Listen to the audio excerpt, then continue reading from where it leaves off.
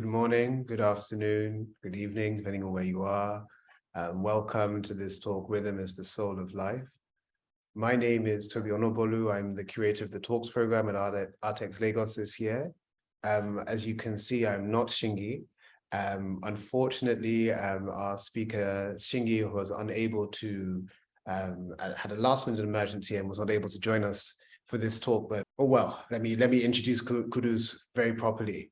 Kudus's international artistic practice intersects between his interest in visceral body movements, kinesthetic memory, disruptive practices, and finding new vocabularies for performances that aren't centralizing Eurocentric approaches, embracing an artistic vision and a futurist practice that both respects and challenges Yoruba culture and contemporary dance. He has created a substantial body of critically acclaimed work that ranges from solos to group works, as well as artist-to-artist collaborations with visual artists or architects, musicians or writers, multimedia artists or technologists. Kudus Onikeku has participated in major exhibitions and festivals across 56 countries, including the Venice Biennale, the Biennale de Lyon, Festival d'Avignon, Roma Europa, TED Global, Torino Danza, Kalamata Dance Festival, Dance Umbrella Bates Dance Festival, and many more. His dance works are in the permanent collection of the National Gallery of Canada, and he has been a visiting professor of dance at the University of California, Davis and Columbia College, Chicago. Kudus is currently the first maker in residence at the Center for Arts, Migration and Entrepreneurship of the University of Florida from 2019 to 2022. His current research is in developing interactions with cutting-edge technologies that use artificial intelligence and blockchain technology to create new economic opportunities for creators of value, and in essence, lay a background for cutting-edge interactive systems to synthesize, gamify, preserve, remotely teach, freely share, collaborate, and revolutionize dance and movement in the digital age, building a bridge between technology and Afro-diaspora community, as well as dance and IP. Kudus, welcome. It's great to have you here. Thank you for joining us. Thank you very much for having me, Toby. It's such a pleasure. Wonderful, awesome. Well, I guess we can really kind of start this conversation off with an extract from a quote from the amazing drummer Babatunde Olatunji. He says, "Where I come from, we say that rhythm is the soul of life because the whole universe revolves around rhythm. And when we get out of rhythm, that's when we get into trouble." He's using rhythm a lot here, and I think there are many different, we've spoken a lot about many different notions of rhythm that kind of emerge. How would you begin to define or unpack this notion of rhythm? What are we talking about when we talk about rhythm? Yeah, of course, Babatunde, the great sage. I think to start with, I think when people speak about rhythm, we're very quick to either connect it just to mostly to music. Actually, it's mostly to music. We connect that notion, but it's something that I have grown over time to realize that it is something that is essentially connected to the heartbeat. So I always say that rhythms come from the heartbeat. The consistency of the heartbeat is around which around which we organize every other thing. Like, for example, those who are engaged in physical labor. I'm talking about the slaves. I'm talking about the women when they're pounding yams, or when those laborers are throwing crates to themselves in a rhythmic pattern.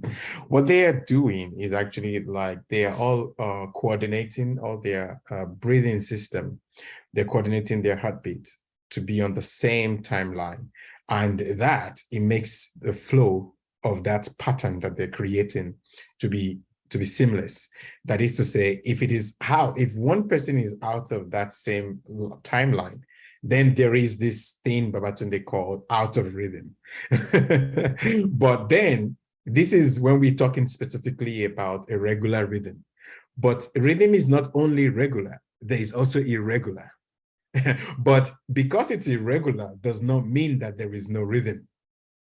One regular rhythm can go like that, like a repeated pattern that is moving at the same time, right? But another rhythm could also be, it's still a pattern, but what is most consistent in any definition of rhythm is that there need to be a certain kind of strong, or should I call it intense, because if it's not intense enough, it's not going to be perceivable, right? But when it is intense, when this is intense, but this thing that I'm really doing under here, you don't really see it. So we cannot call that intense, right? Or you don't see it, but we must be able to see it. Then when it is strong enough to be perceived, that's number one. Then number two, it is either regular or irregular, right? Then number three is that it is repeated. And when it is repeated, it could also say it's in a loop. When it's in a loop, that's also what constitutes its characteristics. Then the third pattern is that it has to form a pattern or a flow in the end. So now, if that's what we're talking about as rhythm, then it could be something that is connected to anything and everything, our daily work, as working your 9-to-5 job, the ways at which you flow it, or composing a music, or even the city. I was saying, for example, Lagos itself has a particular rhythm. We'll talk about the rhythm of Lagos, but it's not really specifically about the sound of it.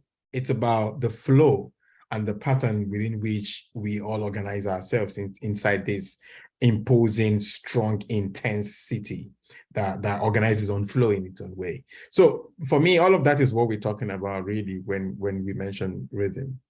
Thank you for that rich kind of definition and unpacking that in that way. And I guess that leads me on to this question of, you speak of your practice as the body being an instrument.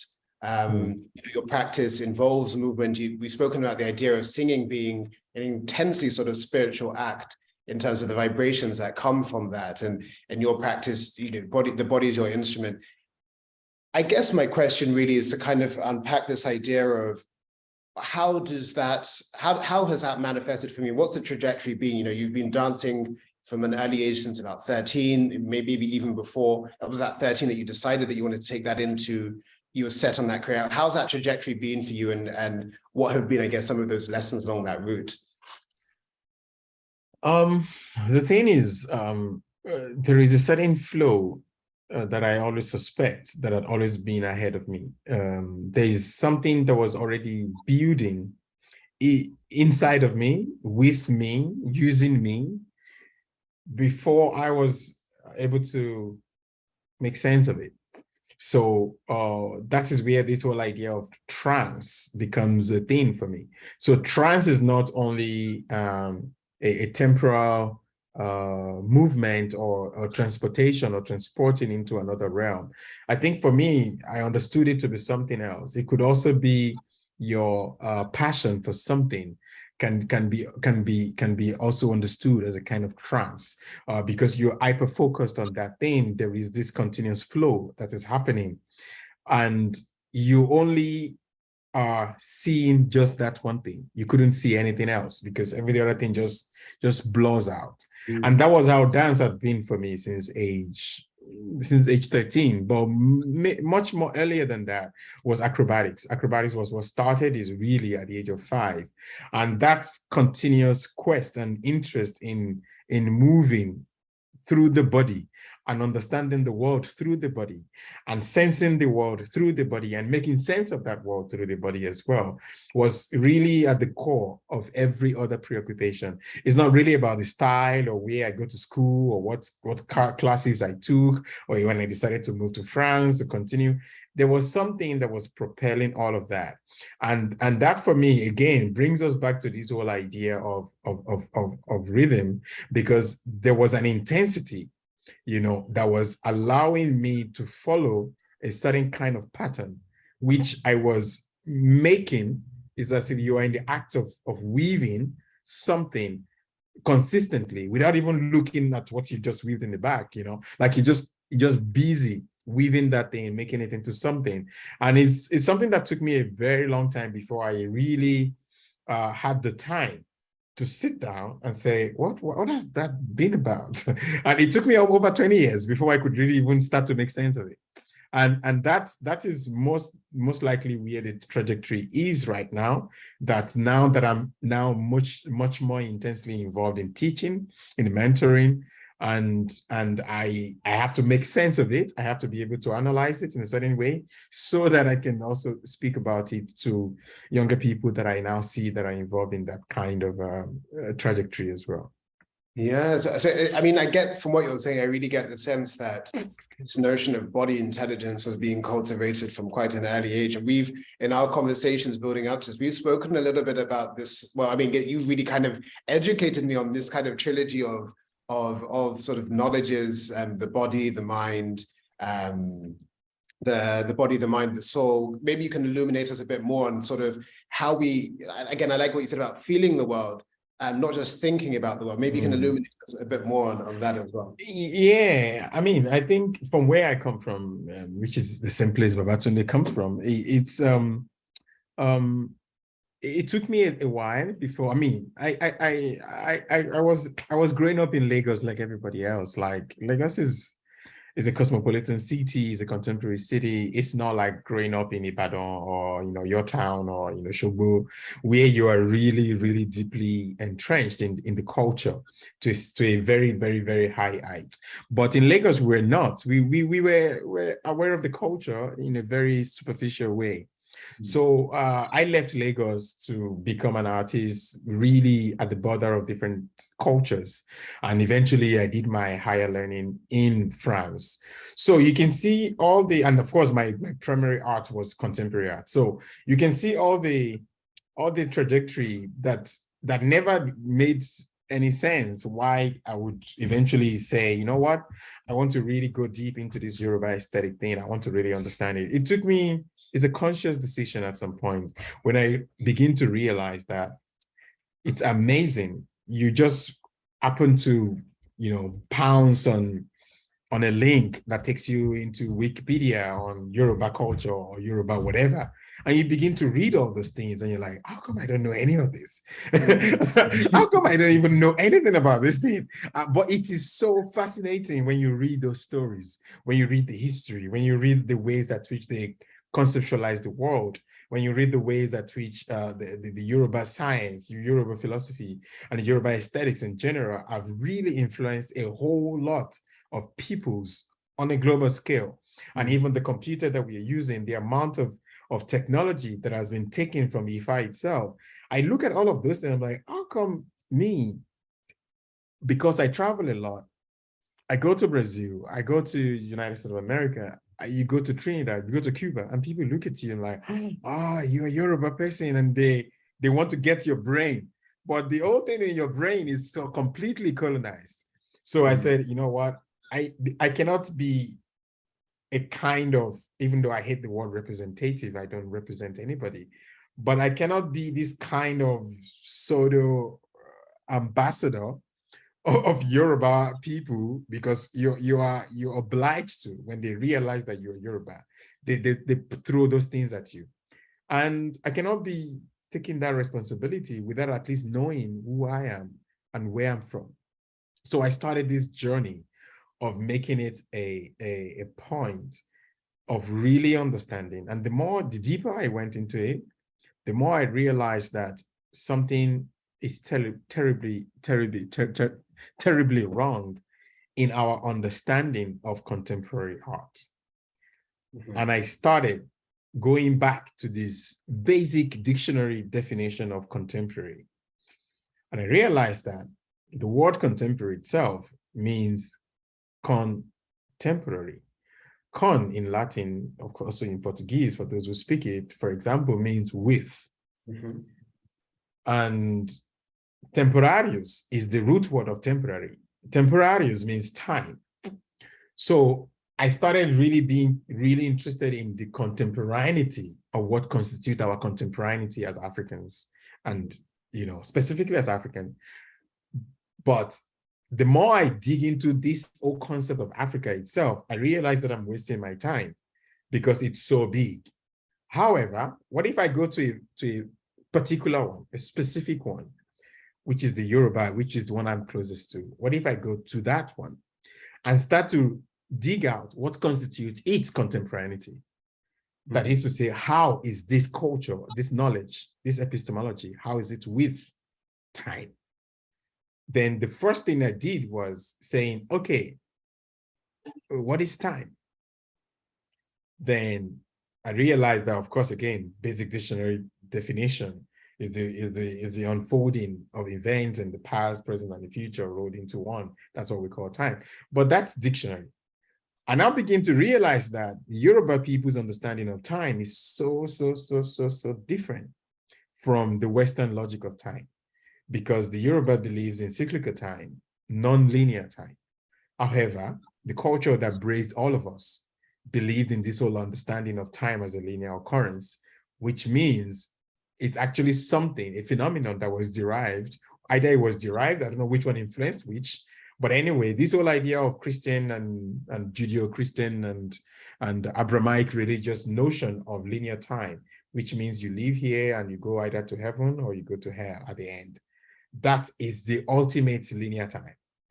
And it is around that we organize life. You see, we organize life based on where we're going after life. So philosophy, understanding culture, understanding gender, understanding history, understanding climate, understanding science, understanding technology, anything was already codified around this whole notion of linear time. And I'll say, okay, wait a minute. This is where my interest is. If we understand time as a cyclical occurrence, simply because at the base of our own understanding about life after death is reincarnation. When you hear Babatunde, Yetunde, Yabo, that's what we're making allusion to. When you hear Yoruba person say, Tobatunle Ayewa, I will make sure you do this. It means when you come back to this life, I'll make sure you don't. So we have that. Titi Lailai, when we use those kind of words in Yoruba, it actually means that we, at the base, at the root, we actually believe and understand the cyclicality of life and existence. And what that cyclical existence means is that there is, so if time is non-linear and cyclical, space is also in three folds: space of the living, space of the ancestors, and space of the unborn. And there is no past, present, and future in that. They all exist at the same time. It's only in a different timeline, right? So time actually revolves around these two spaces. That is to say, when you go to the space of the ancestor, you get some other information about how you failed in the previous life. Then they send you back to the spirit world. And from the spirit world, you're back here again. So if we understand that as the base, philosophical base, scientific base, artistic base, aesthetic base, climate base, social base, if the understanding that we are coming back, if we fail this time, that we are coming back again as the base of our thinking about everything, it changes the base. So I started to say, even my own idea of composition has always been on the idea of a linear time. They tell us that a story has the beginning, a middle, and an end. But if you're coming from the Yoruba psychology of things, there is no end and there is no beginning. Because this incarnation within which you and I are now, this space within which we are speaking, when is it? Where is it really taking place? You know what I'm saying? So I begin to question even composition. How can I compose using Yoruba logic of time and space? Then you see the whole thing about rhythm start to make sense again, because the rhythm within which we revolve is a very, very, very different kind of rhythm to that of the Western logic of things. I mean, I've been making notes as you've been writing, because thank you for such a rich explanation. And I guess what I've really been thinking is about this notion of decentering knowledge systems, how we think about the world. And if you look at social media now, you look at a lot of sort of contemporary discourses, people talking, and especially new age spirituality, there's a lot about the fourth dimension being time, and every sort of object, if an object has a height, a width, and some depth to become three-dimensional, the fourth dimension is that sort of the temporal dimension, right? But that sort of is now sort of an extension of very Eurocentric or global North epistemologies. But how do we decenter that and begin to bring in from Yoruba culture, from the global South generally into the discourse? And I guess it leads me on to this, what we were talking about earlier as well, about the Pan-Africanist discourse being one that is very sort of mind-led, but now we're in an age where with music, with film and other sort of art forms, it's taking on a discourse that removes, that decenters the mind, but actually kind of it brings in the body a bit more. I don't know, maybe you can talk to that a bit as well, especially with Afro. I think one of the problems of the world, I believe very, very, very strongly, is that because the Western logic, the Enlightenment project is really at the roots of where we are now as a unit of humanity. And so the Enlightenment project, as bright as they were, they couldn't even see what was wrong in slavery, for example. Right. These are bright minds. These are bright minds. They couldn't even rationalize that when we use the term liberty, equality, and fraternity, they couldn't even see any non-white bodies in that definition or in that beautiful ideal, So I'm saying that where did you guys go wrong? Because when you read about Enlightenment project, it's one of the most beautiful movements ever, really, that human beings came together to think about how do we move ourselves forward? How do we move humanity forward? So you see, it is not how to move humanity forward that we lack. No, it is not our understanding of the time as a fourth dimension that we lack. No, it is the basic assumption that is at the base, because every scientific theory starts with an assumption. I would say, for example, grant me the assumption that this pen is a tower. But it's not a tower. So it's just like, just grant me that. Then if you do, then I can now explain certain things to you. Now, the basic assumption is where we always get it wrong. So they assume that when we say humanity, the basic definition of humanity is already being completely corrupted by the notion of race. Right. That's number one.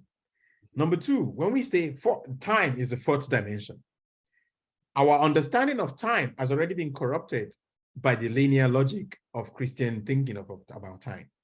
So if you don't already re-question the question itself, the base of the question itself, we will keep building on top something that was already corrupted at the base. And this is what our people were very good at as well. We learned that very well from colonialism. We learned from the white man that those who live in Ikoyi, they are the ones. So the moment the white men or the white women, whatever they are, the moment they left Ikoyi, our elite class moved to Ikoyi. And they don't have any interest in undoing the colonial project. No, because it pays them.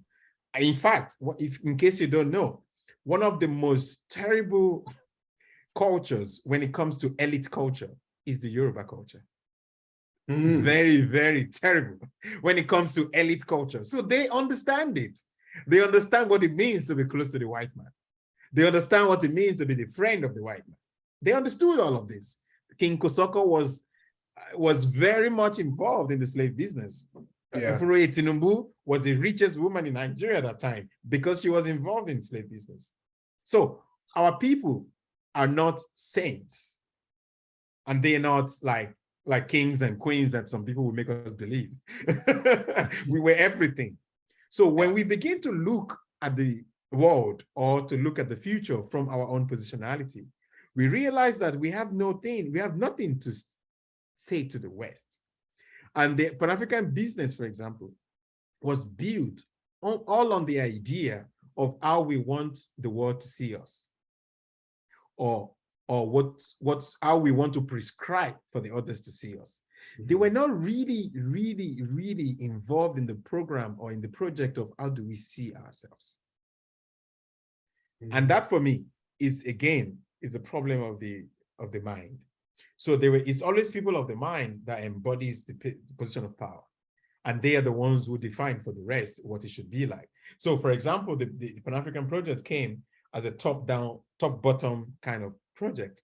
However, we saw it that in a matter of 10, 15, 20 maximum years, it all crumbled. Look at the National Theatre, for example, in Nigeria. It was built in 1977. I came into the art scene in the late 90s. National Theatre was already gone. So in 20 years, National Theatre, this grand project, for me, is the real thing, is the real sign that talks about the grand idea of Pan-Africanism. That's, for me, is a very visible, image of all of that. Why am I saying this? Because just 20 years after Festac 77, we started to see another movement start to rise, and that started with Nollywood. And Nollywood started from the grassroots. These were people who couldn't go out to the theaters anymore because of insecurity. Well, IMF, there's no money, there's crisis all over, there's all forms of crisis: religious crisis, leadership crisis, financial crisis, social crisis, cultural crisis. Everything started happening at that time. Then people started, staying back at home. They don't want to go out anymore. It's dangerous, blah, blah. Then the genius minds of, Ogunde, or mostly, actually, I won't talk about Ogunde. Ogunde was earlier. Ogunde was part of the Pan-African business. But the people that came after that, the living in bondage, all these guys that went to India and China to bring those VHS tapes, and they just disseminated it in the old town. They brought a different kind of movement that started in people's living room. This is very important, because this mindset was being formulated within the unit of a family first. It is when they go to the streets, they realize that, hey, you people have been thinking about the same thing you're thinking in our house. Then it becomes a street. Then they go to the next street, then they become a community. Then they become a city, then they become a state, then they become a country, then they become a region, then they become a continent, then they become an African world. That is how it started. It is bottom up, not top down, like they were thinking before. And the thing about bottom up is that you can never nobody can decide or can design it, because it is really something that must be embodied and take people in a very almost spiritual way. It must take them in a spiritual way for them to want to make that into their new reality. So it's not only Pan-Africanism. The same thing is happening with climate change. The conversation around climate change is coming from UN, is coming from this president of, I don't know how many countries, meeting themselves in Paris and talking to themselves about it, about something they don't have. They don't even feel the pain of it. They don't even feel it in their body. What exactly does it really mean? So we come from a space where a problem to be solved, really, we sacralize it. The Oshun River is a sacred sea, is a sacred river. The Yemoja Sea is a sacred sea. The Ogun River is a sacred river. The forest, is sacred. When you hear the Yoruba talk about Igbo Irumale, Igbo Irumale actually means the forest where the Irumale, how do you explain Irumale?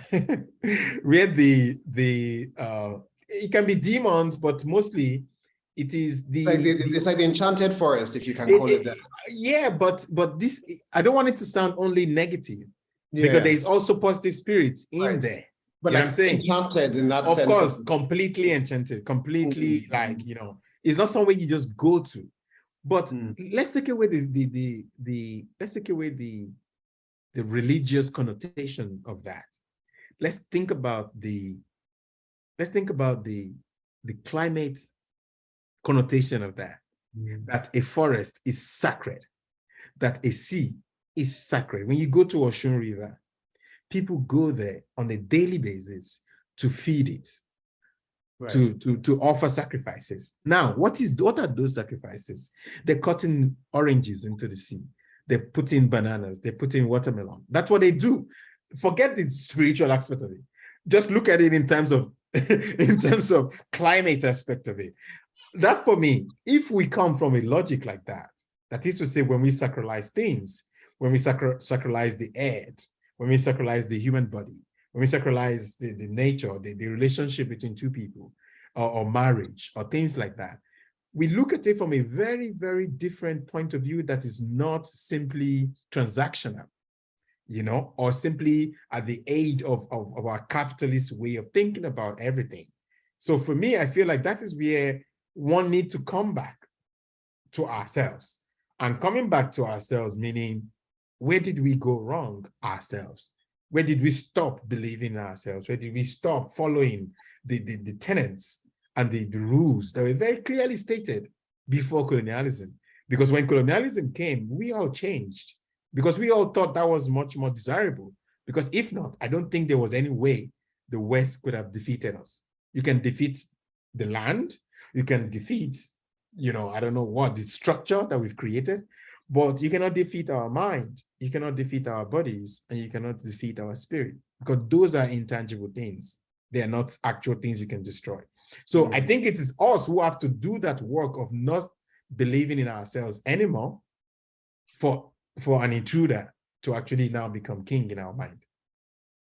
Yeah, and I think what you're saying there as well really makes me think of decentering the human in our understandings of existence as well, and noticing that rhythm or that flow that exists in nature, but we kind of seem to have departed from that.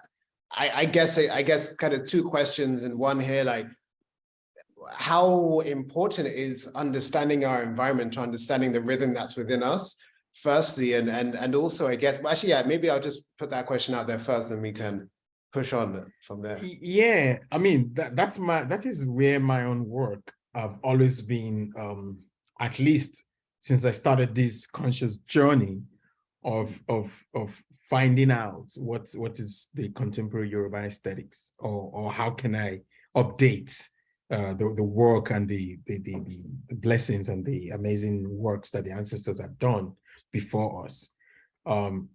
I'm not interested in copy. I know a lot of people now talk about Fela Kuti as a kind of a, you know, copying, because they couldn't go further than that. So when people see my work, they say, "Oh, is it inspired by Fela?" I say, "No, it's inspired by the same thing that inspired Fela."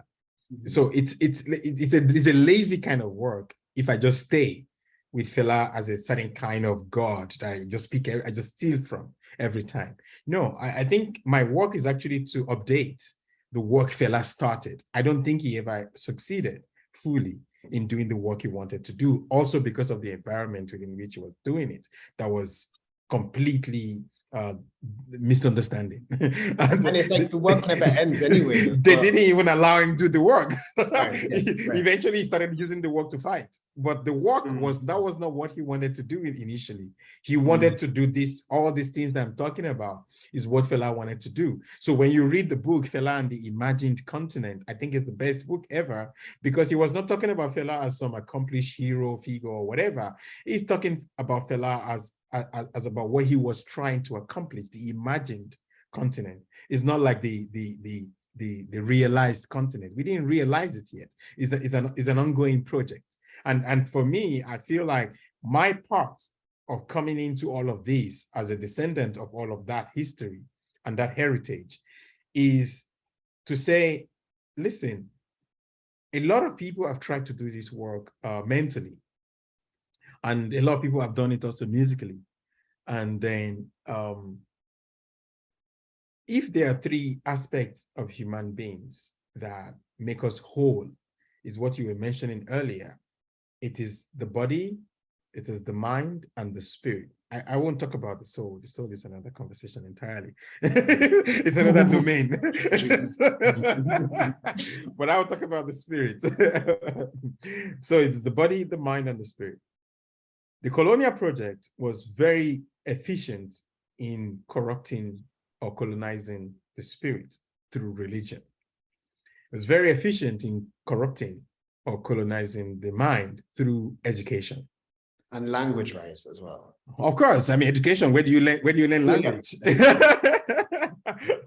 That's where they tell you, no, this is how it should be. Don't say I am, it's what I was, that's where they structure you, they make you, go into that logic. But however, there's one more aspect, which is the body. In my rationality, the body has a different kind of logic. The more you try to work on the body, the stronger it gets. The more you toil it, the more you go to gym, the more you pain, the more you shackle it, the stronger it actually gets. So what does that mean? There's a certain kind of intelligence that is embodied, which is the same intelligence that makes a bee, wake up and already knows how to make a beehive. Is the same intelligence that makes a dog know that this dog body connects me to what it means to the dog over time. So the dog in Nigeria, they learn certain things simply because of their environment. Like, hey, bro, this is not UK. This is not, Mama Shali's kind of dog. No, we are here in Lagos. And in Lagos, you don't do this. That space that they are in teaches the new dog what it means to be a dog here. So there's something that we call body intelligence that is through body memory that comes almost automatically without any form of education or teaching or transmission. And as human beings, we have the same. So there's a whole lot that I've learned about the past, not because I read about it or because somebody told me about it, but there's an intuition. There's an intuitive way at which, if you're really connected to your own body, there's this thing we call internal intuition that teaches you already about certain things. And I didn't start off knowing that either, It is during my constant practice as a dancer, as a solo dancer mostly, I realized that when I'm dancing, there's a whole bunch of realization or should I call it glimpses, that comes here and there. I do not have a full picture of what it is. But I became very curious and very attached to that. Like, now, can I use my mind as a conscious way to begin to capture fragments of that? And then, of course, for you to do that, go read that book. For you to do the World documentary, go do this one, go do this one.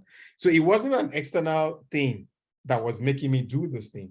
It was an internal thing that I couldn't understand that makes me go search for those kind of knowledge to be able to understand better what exactly it is that I'm experiencing in my body as a dancer. And for me, I realized eventually that if there is a thing that the dancers should be for our time, is that the dancers are the ones who has the most capacity to sense the world through their body. And if the reality that we live right now in this age of the Anthropocene, of climate terrorism, of Ebola, of COVID-19, of lockdown, and all those kind of things, the world that is changing, it is changing in such a fast pace. And because as human beings, also, again, dancers, they are the ones who have the extraordinary capacity to be in the moment, like to be in the present. Because when you dance, it's not something that happened in the past. It's not because you did a good show yesterday, then you can count on that for today. No, we have to reinvent it every day when we go on stage. So it's a different kind of intelligence that we've been unlocking for a while. And I realized that they are the ones who have the extraordinary capacity to be in the present. And if anybody alive today could be given a gift, I'm sure they would want that capacity to sense what is happening, to understand, comprehend what is happening. Where are we? Why is there so much acceleration? Why is the world going this way?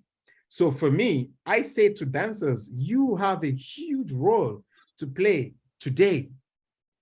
Because if there is anybody who can really sense and then make sense of that world to the larger humanity who doesn't have that intelligence, I think it's you guys. But you're busy doing so you think you can dance. You're busy. Honestly. But you're busy being busy. You're busy hustling. But there's a whole work that I feel like dancers need to do for our time. Really. 100%. And we're going to come on to that now, actually, because I mean, as you're talking and some of the things you're saying, you work on the body gets stronger. If I relate it to, again, maybe the social media or contemporary discourse, Tantra's kind of having this moment now. I mean, it's being misappropriated and misinterpreted as tantric sex only, but of course, if you translate Tantra, it translates into technology, like body technology. So if you work on your technology, it gets stronger. You're talking about intuition. Every sort of social media influencer is now sort of talking about intuition and the present moment and all of this sort of new age spirituality. And I guess in everything that you're alluding to here, a lot of what is coming out now is the West reappropriating a lot of knowledge systems from the global South or East Asia. Yes, indigenous cultures. Indigenous cultures all over the world. So I guess it would be great to hear about your project, that's been long-standing project of the Q Dance Center and what you've been doing through with your work in that space. Yeah, I think everything is connected to this that I'm saying. In 2013, which is like almost 10 years ago, so when I started the company, my first company in France, in 2010, in a matter of 3 years, we were able to climb very quickly, became one of the, triannually funded companies in France by the state. But this fast rise to success, if I could use that word, also made me realize that, because there's a kind of vertiginous feeling when eventually you get to the top and you look down like, oh wow, you're here. So, and I was like 29 at that time. Oh. So this quick rise to see the view from the top gave me the complete realization to say, Q, I think you've been on the wrong track. This is not what I actually want to do with my life. I don't want to just be somebody who just make work, go on tour, get co-production deals, make work again, go on tour, and just succession of works, because that is what the art world designed for you as an artist. Your essential role is just to make works and perform and entertain people, really. So I said, no, this is not what I think I can do with this realization as a dancer. So how do I change this this practice? Then I said, you know what, I'm moving back to Nigeria. So the whole idea of moving back to Nigeria was a project of really having a space that is almost virgin. I mean, as at that time, I can count in my fingers how many projects was there. Maybe CCA, maybe AAF just started then, barely. I'm trying to count. Really, 10 years ago when we got back, there was very little happening in the art scene, not to even talk about in the dance world. In the dance world, it was like desert. So, because of course, it's not desert, don't get me wrong. Things were happening, but I'm talking about, things that has that is really connecting to this vibration, this space I was vibrating on already. There were very few of those. So I said, this is a very good ground to start to experiment. And we used to use the word rehearsing the future. That's the word we used to use. And our motto then, I remember, was inventing a world of dance. And what I did was I just came and just threw ourselves into the communities. We didn't bother ourselves into the existing ecosystem of dance or the art world, We just went into the communities, Oworo, Bariga, Orile, Surulere.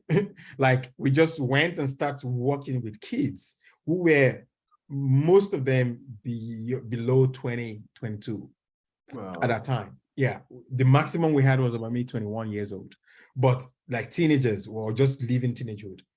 And we started this program of training of community development, community engagement, or talent development, of art making. But art making was very silent at that time because I was not interested in making anything. I was interested in making the tribe, making the team.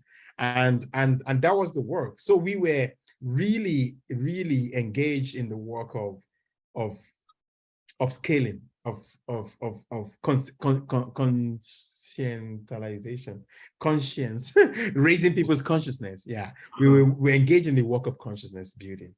And that, for me, was how we eventually built all of that up until the point where I realized that now we have a strong army of young people who, at least to a certain degree, they can understand the realm I want to go to.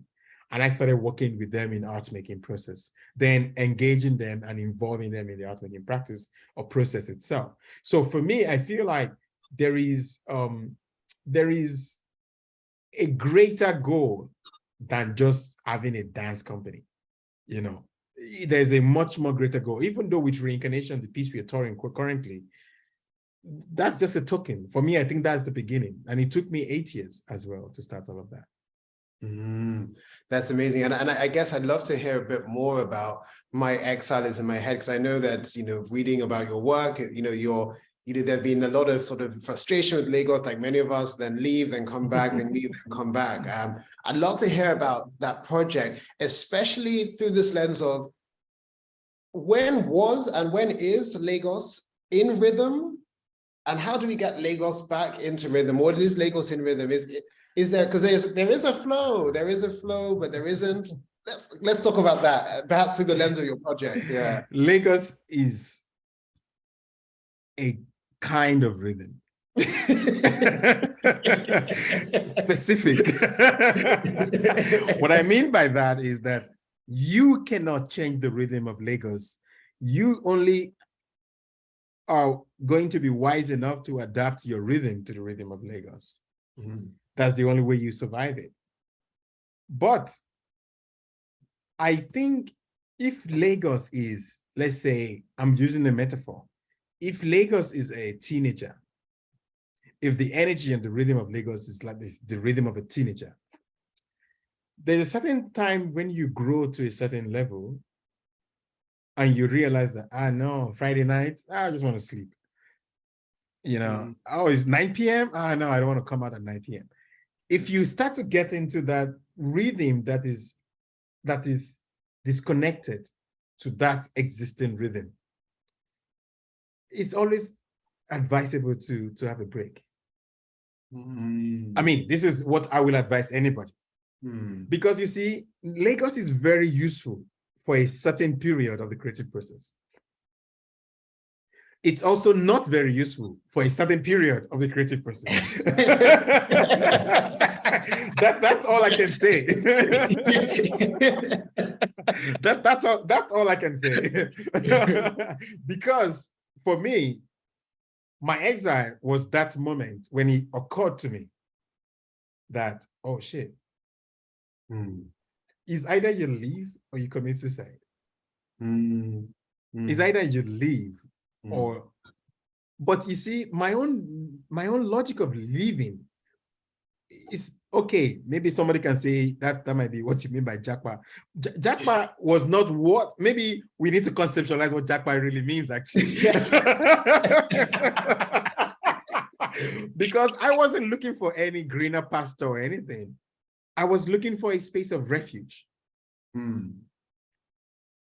Because what I lost was a sense of belonging to Lagos.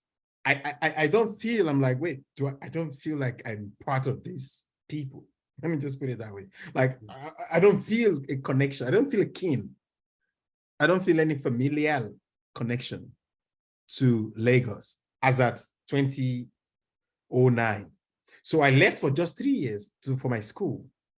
And I was, imagine when you're in school and you're like, oh, when I go back, I'm going to do this, I'm going to do that. You're collecting things that you could have just used. You kept it and like, oh, I'm going to keep it. And when I go back, so you've been collecting a lot of stuffs. Or let me use another metaphor. Imagine the Naira notes. You should have changed it on your way out to euros. But you say, no, I'm gonna, every day you look at that Naira notes in your shelf. Like when I go back, I'm gonna buy this, I'm gonna do that, I'm gonna do this.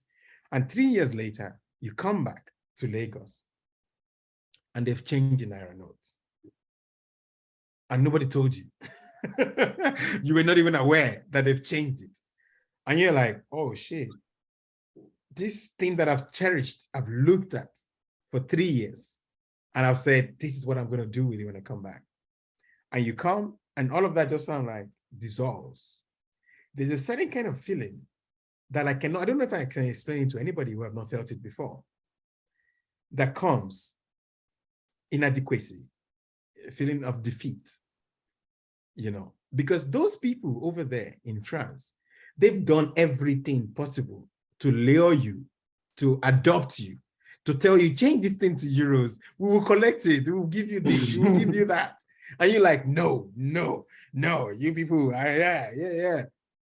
And you come back and you realize how much your people are very much like the people that you've been saying no to.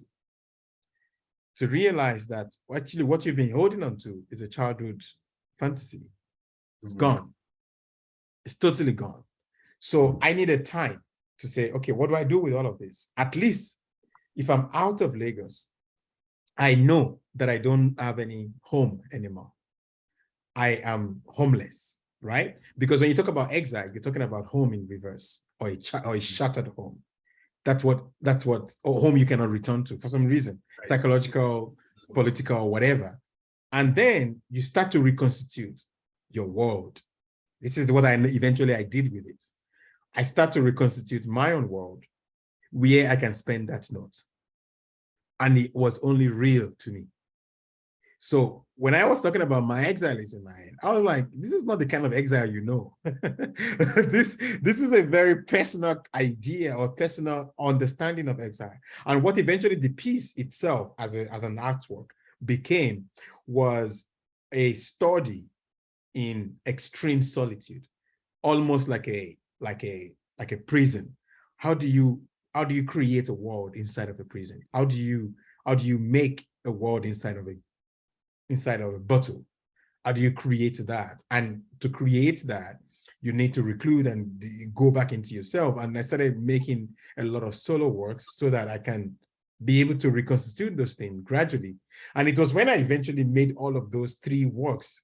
For me, those 3 first works I made, My Exile was the first, Still Life was the second, Kaddish was the third. They were like, for me, it was a trilogy of really understanding the self and reconstituting and rebuilding the self from a space where everything was completely shattered.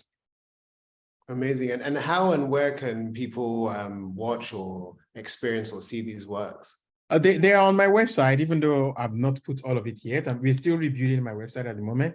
But kudusonikeku.com for sure is where people can start to see my works on my own terms.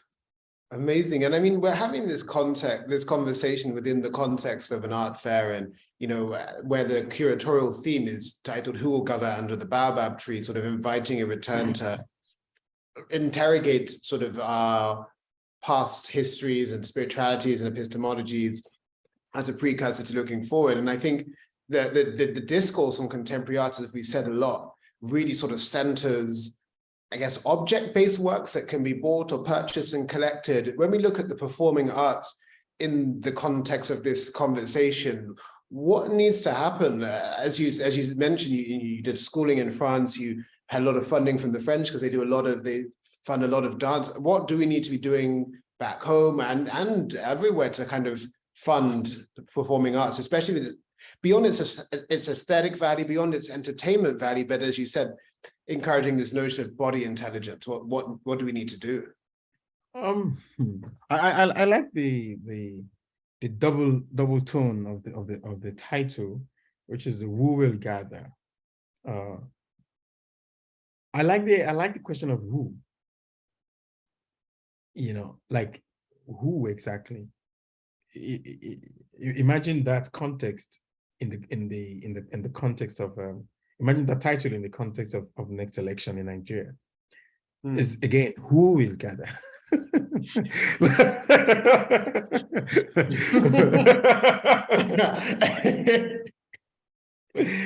because for me, there is as artists, we are also political players. Don't let us mistake that. Everything we do is political. Even my work, for example, I don't mention a word of politics in my work. I detest works that try to do that to my work. Because I feel like it's kind of it's dumbing down the power and what is possible that we can do with the work. I don't want to be locked up in the world Fela was eventually locked up in, where you have to constantly deal with this rush. Because for me, politicians or capitalism is like a rush in the body of humanity. It's not humanity. It is the rush. It is the kwachoko that is on the body of it that we are dealing with. We have completely subsumed the human in the midst of all of that. And if for me, the human continues to be the base of all my preoccupation, if the human is what I want to reach, the soul of that human is what I want to reach, I think I'm in the same job as the politician. The politician wants to reach the human, they need their votes. The capitalists need the human as consumers. Everybody needs the human. So I think the question is the human itself. Where does he want to sow its own mind or sow its own spirit? Is it in the arts? Is it in politics? Is it in religion? Is it in commercial? Is it in capitalism? When we have already kind of like agreed to that broad notion of what it means to be human, we realize that what we do as artists is not going to. We should always stop the illusion of thinking that it will be for everybody. It will not be for everybody, because everybody is already in a race, or many things is in a race for their soul. many things, and they are already sold to some ideas already. So why bother? Why don't we say this who is what I'm really interested in? Who is really interested in gathering around the baobab? Who is really, and this who is again, for what purpose? Why are you coming? Why are you gathering with us? What are you here for? We must also re-engage that, because if we don't re-engage the reason why we are gathering, it will feel as if, oh, everything just come, Yoruba people will say, like, yeah, put this, put that, put that. But eventually, what sauce are we making? Is it okra soup? Is it vegetable? I cannot just put everything. I need to be very clear who is interested really, because it goes beyond the whole notion of buying and selling. Like you said, it's a whole work that we want to do. And this work has to do with repair. It's a whole work of repair and remembering and remembering and rewriting. So if anybody that is really interested in that work is who I want to gather with, I'm saying. No, it's really interesting. And I guess if we kind of go back to that who again, when we talk about, and then we bring in the rhythm into that context, that we're talking about Africa right now, because that's where this fair is located. That's the subject matter. And, and also because perhaps this is the continent the most hard done by the atrocities of humanity. But I guess there's also a general, when we talk about rhythm, we're not isolating it onto this continent. I mean, I think there's a universality or a cosmic rhythm to that. I don't know if you want to talk to that to any degree. Absolutely. For me, again, my work really in the last, I don't know how many years now, has centered only on one aspect of Yoruba philosophy, Yoruba worldview, Yoruba cosmic beliefs. I've made peace on Yami Aje, which of course they call witchcraft, but it's not. I've made peace tied to the Walewa. I've made a peace tied to spirit child. I've made a peace tied to, so I have made reincarnation. And all of this is taking one aspect or the other of the culture and diving deep into it. So my next work is titled Out of This World. And precisely, again, the same thing. which is really working on Ifa cosmology and Ifa divination system, not as religion now, but as science and philosophy. And all of this is saying that, listen, there is, I think I lost my line of thought. There was something I said yesterday that I was trying to recollect. All of this that I'm doing is not in any way to position Yoruba-ness as a thing, or to say there's this nationalism. I don't believe in nationalism at all. You see, my very first piece, My Exile, it has shattered the whole notion of home for me. It doesn't exist anymore. When I come to Lagos, I'm a visitor as when I'm in US, as when I'm in France, as when I'm in the UK, as when I'm in Brazil. I'm a visitor everywhere now. The only home I have now is Orunile. It is when we die. That's where I'll find my home. So it's not a nationalistic vision that I'm on for. Actually, any artist that has a nationalistic vision of culture, of heritage, I don't seriously take them seriously, really. Because the work that is to be done, the Yoruba people, let me come back to the Yoruba people. The Yoruba people designed an entire ecosystem, an entire world, where when they say Eniyan and they say Araye, they are talking about the people of this world.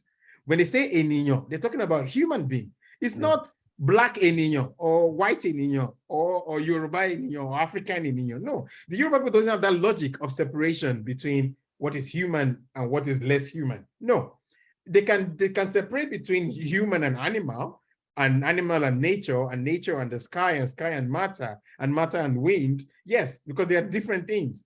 But human, they don't even have a different word for. It is later we say Dudu, because Dudu does not even exist in our terminology. Earlier, before then. Yes. So I'm saying, if we've been able to design a sense of humanity with some certain kind of philosophy and logic, I'm saying the humanity that we are all revolving within, existing with, working with, transacting with in our world today is an idea of humanity that was sold to us by the West. And that humanity is now aching. It's in the end of its project. Humanism is in the end of its project. Modernism is in the end of its project. Capitalism is in the end of its project. Nationalism is in its end. But if all of those ends, if all of those different ideas and different notions and logic comes to an end, what are we going to be left with? Then we start with, we need other epistemology, other forms of making sense of the world, which have been continuously like pushed down over the centuries. We need to go beg and so go seek for whatever it is remaining to be salvaged from all of those spaces, and say, we need all of you. All the edges, all the borders come to the center now, because the center cannot hold again. And just like Things Fall Apart said, when the center cannot hold again, things fall apart. But if things fall apart, things is not going to fall apart only in Europe. Things is not going to fall apart only in America. Coronavirus showed us that already, that we are so connected more than we think, more than we think. So I'm saying, if I can do that work from one single corner of the earth called the Yoruba people, if I can salvage whatever I can salvage from that understanding, my idea, my hope is to actually drag it into the podium of world thinking and say, how can we replace the logic of world thinking with this one too? It's so interesting what you're saying. And I guess something that I picked up from what you were just saying there was towards separation and connection. And if we bring that internally to each individual, I think, again, in Yoruba culture, that the lack of division between the masculine and feminine energy, there is no, our names are gender neutralized, gender doesn't exist. I mean, I guess, how do you reconcile connectivity within yourself? How do you do that? I mean, obviously in your practice, you're doing it on a daily basis. It's the theme that I said, because it's not enough to be a dancer, really. It's not enough, because like I said, it is the three things that comes together: for one to attain that verticality, that uprightness that Biavanga spoke about in his work that he didn't finish before he left us, this idea of upright human being is the one that is connected, aligned between the spirit, the body, and the mind. And if those three things can connect, can align, then we have a very solid human to work with. Now, world over, is it in China? Is it in France? Is it in the UK? Is it in the US? Is it in Brazil? That you have a group of human beings that are really aligned in those three ways, spirit, body, and mind? No, there are very few people that are really achieving that kind of alignment. And that's what I'm saying, that if we can't achieve it now because of the disruption, the level of disruption that happened, but we could as well use legends and myths and stories from different places as a way, as a compass to recompose our humanity.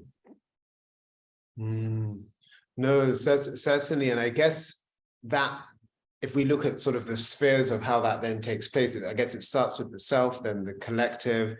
How does that extend into environment and planet? Like, what is, yeah, perhaps you can illuminate a bit more on that.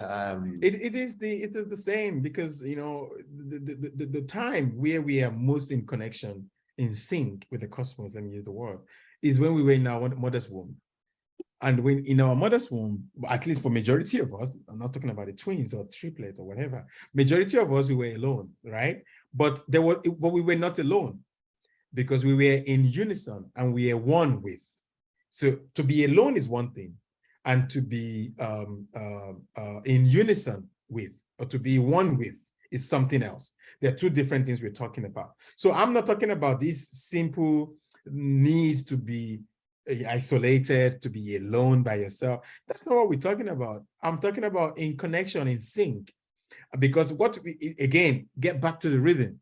What happened to us, to many of us, is that we lost connection.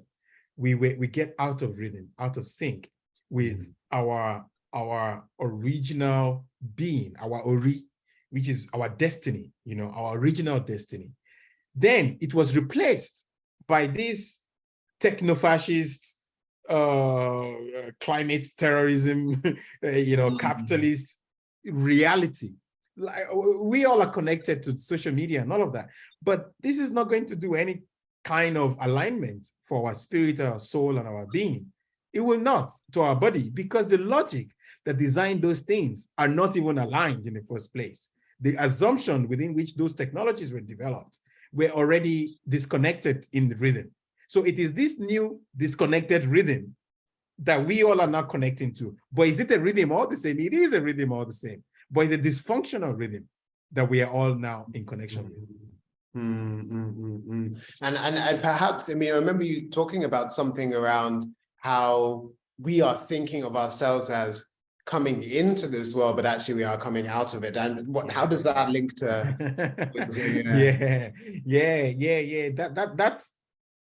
That logic is also most of what people think about this world as an external thing to the body. However, we're not, just like I said in that conversation that we had long ago, actually, this whole idea of coming into the world is also something that I find very, very funny, because we are not. Maybe the only thing that came into the world eventually is when we die. Then they put us into the world. They put us inside of the earth. But aside that, we are, as a result of the world, as a result of two human beings meet each other in this world, align, connect, have sex. Then we came out of that. You know, then they will say, our people will say, oh, you gave birth out of wedlock.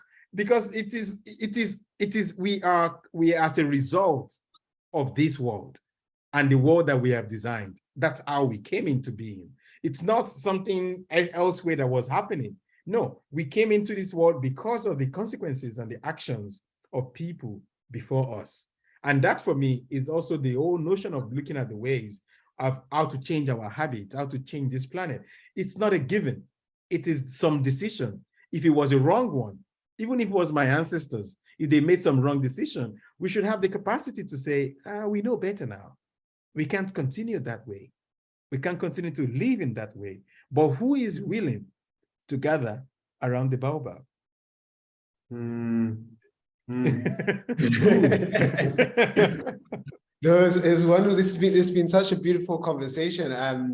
Thank you so much, Kudus. I'm just even thinking right now about what you said about dysfunctional rhythm. You know, there's a rhythm, it's just dysfunctional. It makes me think about when you're teasing me about the fact that I can't dance, or also you believe that I can't dance. Yeah, I guess, I mean, as we kind of wrap this up, I like these conversations to have a sense of a practicality or tangibility to it, and how do we do better almost, and how do we be better? And you know, how do you notice when that rhythm that your experience is dysfunctional, like, because you noticed in the Lagos, you knew to take yourself out of it. You know, how do you, obviously it's so ingrained in your practice, but I guess to people that are perhaps will just come and like shake your leg on the dance floor, I don't know, out there, like, how do you notice that dysfunctional rhythm, and how do you right that wrong? That's a very good question.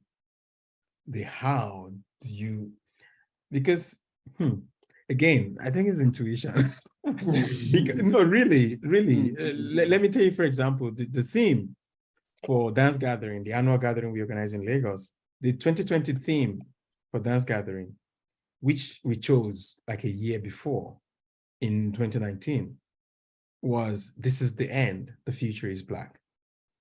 That was the theme for the 2020 dance gathering. This is before pandemic. This is before anything like that even make us think that there will be a pandemic. But eventually, when everything started crumbling, and I said to people, I said, this is incredible. It is incredible. Number one, I think about that one. Number two, the theme of my work that I was working on was reincarnation. And the both things we're actually talking about the same thing. And the Black that I meant in "This is the end, the future is Black" has nothing to do with race. It was actually me saying there is a certain kind of darkness that we see in this future. And there is an urgency, actually. It was a call. It was an urgent call to do something that will involve all of us, the body of humanity.